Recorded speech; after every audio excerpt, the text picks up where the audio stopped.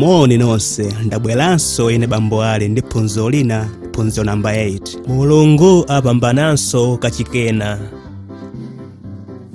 Lero tiphunzira kuti Mulungu akapambana ndife opambana. Verse latoloweza ndi Masalimo 23 verse yake ya 6. Inde ukoma ndi chifundo zandisata masiku onse a moyo wanga, ndipo ndizakhala nyumba ya Yehova masiku onse. Ndapambana ndawina ndine, maiko adafula, ndapeza mapoinso onse, azinzake osewera nawo adakwiya. Nthawi ya break nayo idalinso kuti atha. Idali nthawi yotayamba kuphunzira phunziro la Baibulo, naye nkhani yomwe adaphunzira. Kodi mukuganiza kuti maiko adaphunzira chiyani?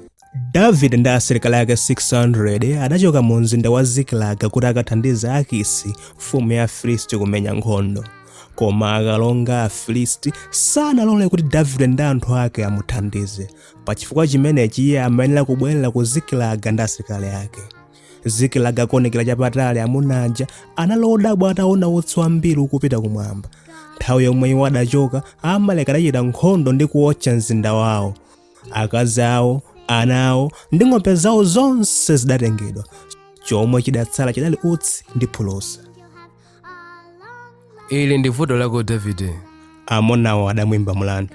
Mwakadasiyangu asilikali ena kuno kuti azisamalira mabanja athu. Davide nayenso analokhumudwa.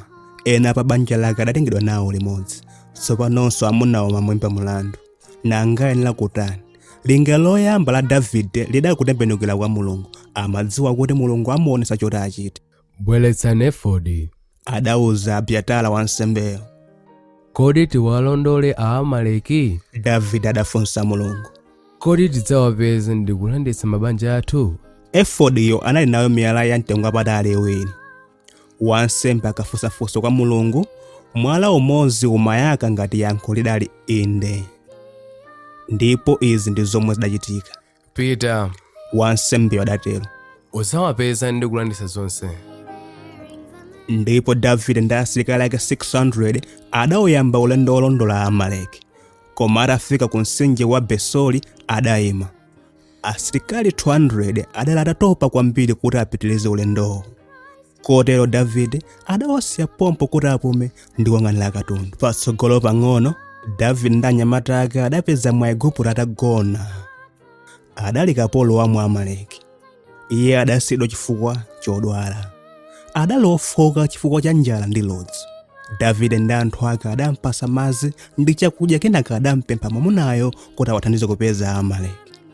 Mwaiguptoyo adamulondola Davide ku msasa wa Amaleki. Ali chapakatali pang'ono, iwo ankaona Amaleki akudya ndi kumwa, akusangalala kuti apambana. Davide ndi asilikali ake adamenya nkhondo Amaleki kuyambira madzulo. Nkhondo idatenga usiku wonse komanso tsiku losatira. Pakutha pa nkhondo, Amaleki adagonjetsedwa. Amuna 400 okha ndomwe adathawa pa ngamira zawo. Davide ndi asilikali ake adapulumutsa chilichonse ndi aliyense amene adatengedwa ku Zikilagi. Davide ndi asilikaliwo adatenga mabanja awo, chuma chawo ndi ziweto zawo. Adasonkhanitsa chilichonse chomwe adalanda kwa Amaleki, ndipo adawuyamba ulendo wautali wobwerera kwawo. Atayandikira kwa mtsinje ka Besori, amuna 200 omwe adasalaja adatulukira kuzawa chingamira.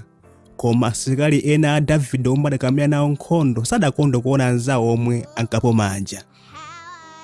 Tidzawabwezera amunawo akazi awo ndi ana. Iwo adadandaula. Zokhazo basi. Sanatithandize kupambana, chifukwa chake sakuyenera kugalidwa nawo katundu. Tadikirani, adatero Davide. Ndani wapambana nkhondoyi? Sitinapambane. Ambuye ndiye wapambana, ndiye watipasa chigonjetsochi. Iye adatiteteza. Kotero tonse tidzagawana chimodzimodzi. Uwu ndi uthenga wabwino wa chisomo cha Mulungu. Mulungu akapambana nkhondo, iye amagawa chipambano. Tonse ndife opambana chifukwa Yesu adagonjetsa tchimo ndi Satana.